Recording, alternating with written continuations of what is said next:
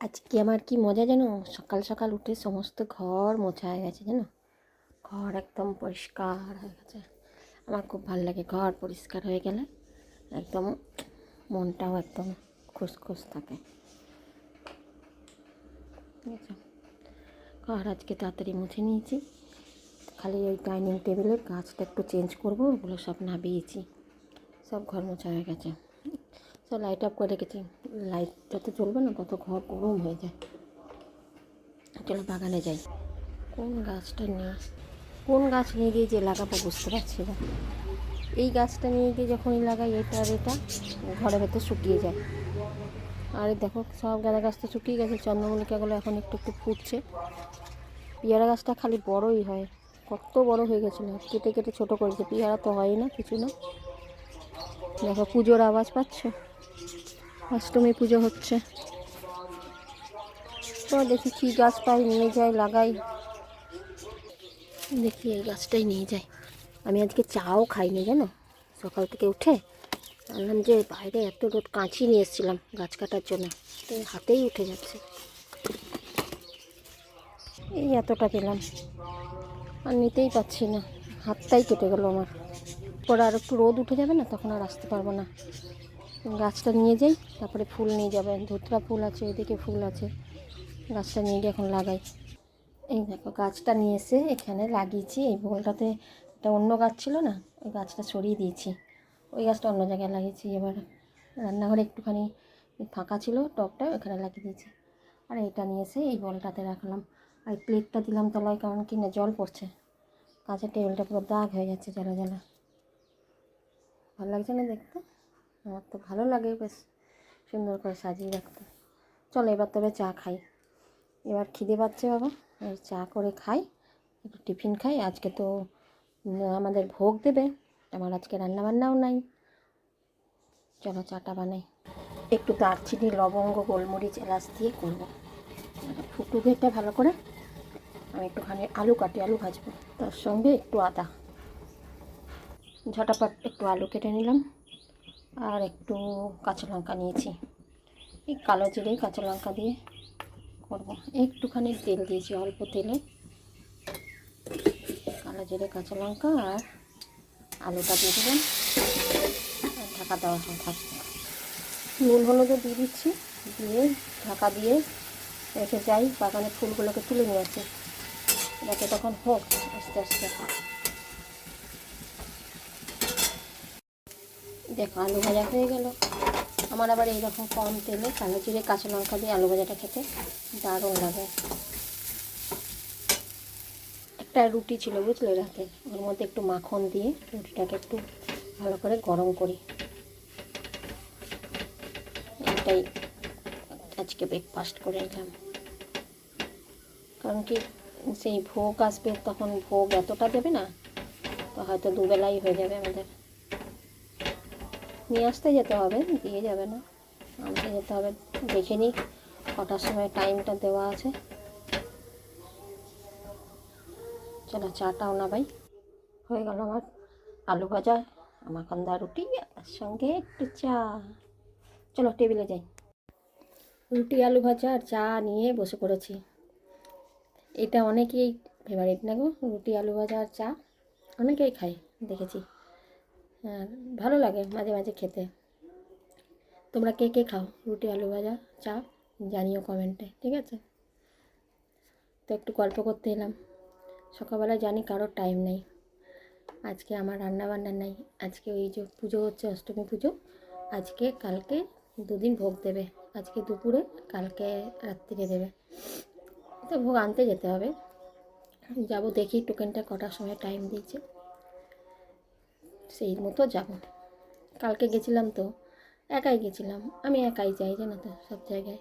কালকে আমাকে একজন জিজ্ঞেস করে, তুমি একা একাই চলে গেলে না? তো এখানে সঙ্গী সাথী কোথায় পাবো, এখানে আমার কোনো বন্ধু বান্ধব নেই। আর তারপরে কত লোক চলে গেছে রিটায়ার হয়ে, কোনো চেনা মুখ দেখতে পাচ্ছি না একটাও। ওখানে ফাংশান হচ্ছিলো, বসছিলাম একটুখানি, খালি একটাই কাকিমা ছিল, চেনা অনেক দিনের পুরনো। এই কাকিমা ওখানে বসলো আমার সাথে, দিয়ে আমাকে বলছে এই যে সেলিব্রিটি চলে এসছে। আমি বলছি না গো, সেলিব্রিটি হয়নি, আমি তোমাদের ঘরের বউ, ঘরেই আছি, সেলিব্রিটি হয়নি। সেই যাকে কিছুদিন আগে জানো একটা বৌদি আমাদের মানে এখানেই থাকতো, এখন ওরা রিটায়ার করে চলে গেছে কলকাতা, বাড়ি করেছে, ফ্ল্যাট করেছে।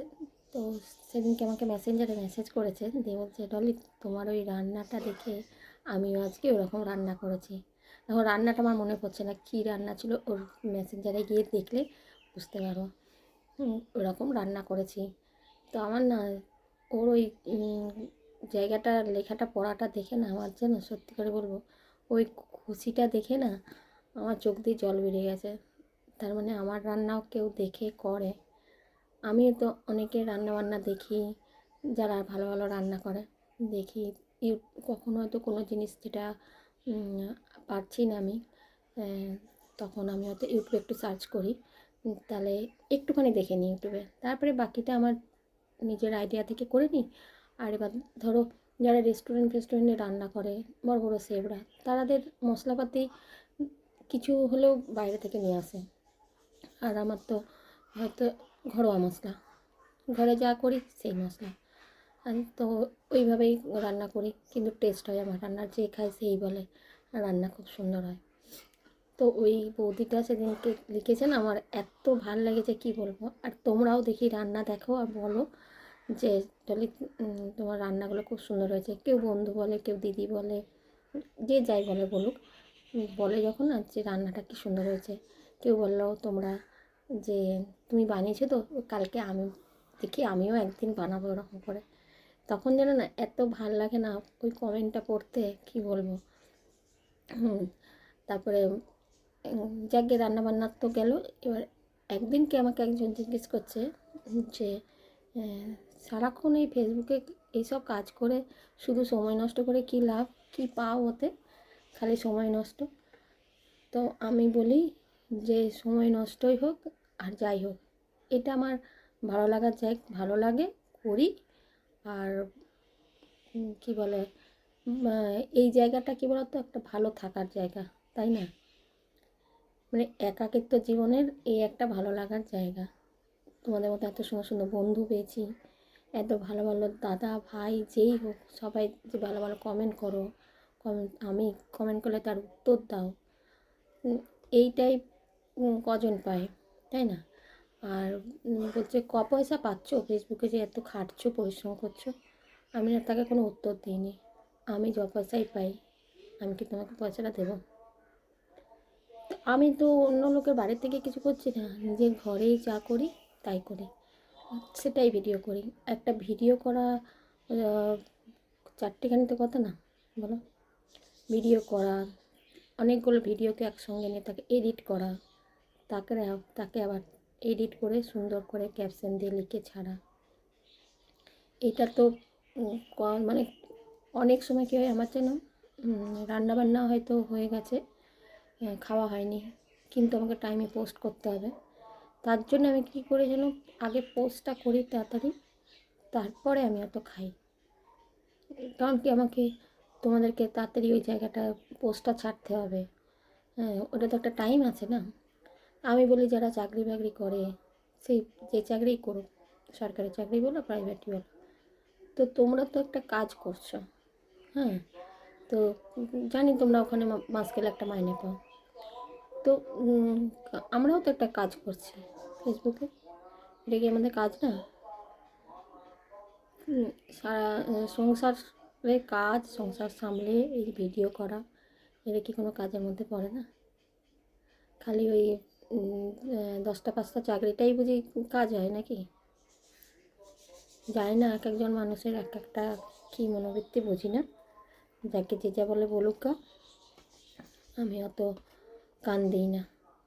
আমার চা ঠান্ডা হয়েছে, খাবারও ঠান্ডা হয়েছে, আগে খাই তারপর।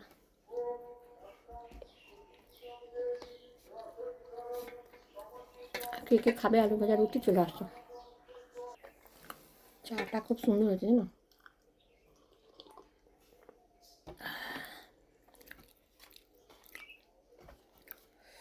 আজকে তো রান্না নেই, তাই মুখে একটু প্যাক লাগাবো,